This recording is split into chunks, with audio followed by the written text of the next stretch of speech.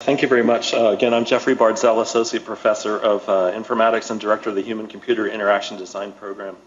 Today I want to do some research on innovation pathways in the maker movement in Asia and the American Midwest that I'm doing with my colleague and partner, Xiaowen Bardzell.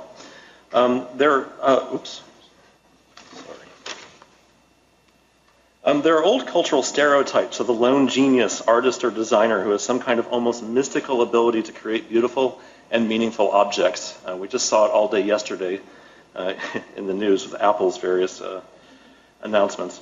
But of course, a century of research into creativity and psychology, the humanities, human-computer interaction, has made it clear that creativity and innovation are social phenomena. Thanks to modern social media, sites, and applications like Pinterest, Etsy, Minecraft, and Flickr, we can see social creativity unfolding on a truly massive scale. And that has led researchers, policymakers, and business leaders to ask questions of this form. What sorts of physical environments, incentive and reward systems, technical infrastructures, systems of gatekeeping, and so on support social innovation? Inheriting this agenda is the maker movement. Making refers to a collection of practices involving building, modifying, or fixing things with computational hardware tools and components, such as Arduino boards, 3D printers, and sensors. Making is often linked to traditional activities of carpentry, DIY, upcycling, and repair. And often these activities unfold in very particular kinds of spaces, co-working spaces such as hacker spaces, fab labs, startup accelerators, and hackathons. Now, there's a lot of academic and industry research on making in computer science, education, policy, business, and fine arts. It's exciting because it holds the promise of new models of manufacturing at a time when manufacturing economies are struggling. We are interested in making's potential fit with initiatives and policies that link IT innovation with creative and cultural industries. It's a nice transition from Bernie's talk. Creative industries policy is a global phenomenon that seeks to support the industrialization of culture and the culturalization of industry. The basic idea is that governments and industries should invest to develop cultural, media, and heritage industries into economic powerhouses. In Britain, for example, culture and creative industries are estimated to account for 8% of the country's GDP.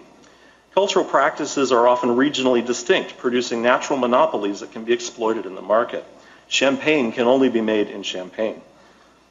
Culture and creative industries are also believed to be drivers of innovation more generally because of the talent clusters that they produce, and the resulting innovation is believed to create high-quality jobs. In short, it is the hope. Oops, I'm a slide behind. It is the hope or vision of the so-called creative economy. We see it at work here in Bloomington's Entertainment and Arts District. In Indianapolis, there's the Culture Trail, and such districts and parks are appearing all over the world. These are responses to the decline of manufacturing here in the Midwest, part of an attempt to pivot to a knowledge economy. A well-known problem with such initiatives is that they are more effective at understanding and supporting traditional industrial models than they are in supporting cultural practices, such as the arts and heritage. Policy approaches are cookie cutter.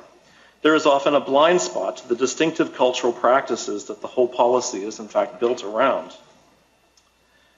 So we are conducting a multi-year, multi-sited ethnography in Asia and in the US to look squarely at social innovation as a cultural practice.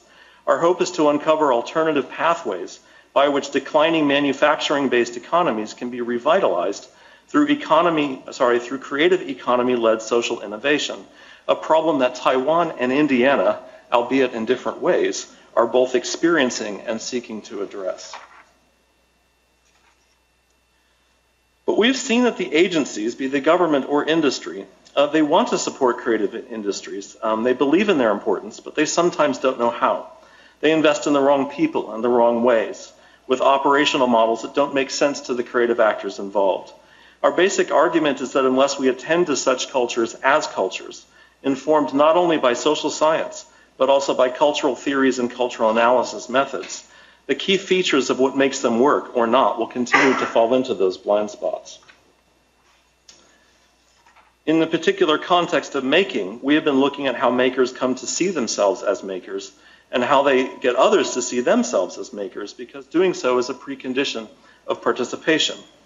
Also, while recognizing the importance of maker to startup pathways, which governments and industry love to see and support, Makers often have other priorities that they see as key as well. These include fostering democratic participation in IT innovation, investigating regional and cultural identity through making, and contributing to local and global debates about what making ought to be.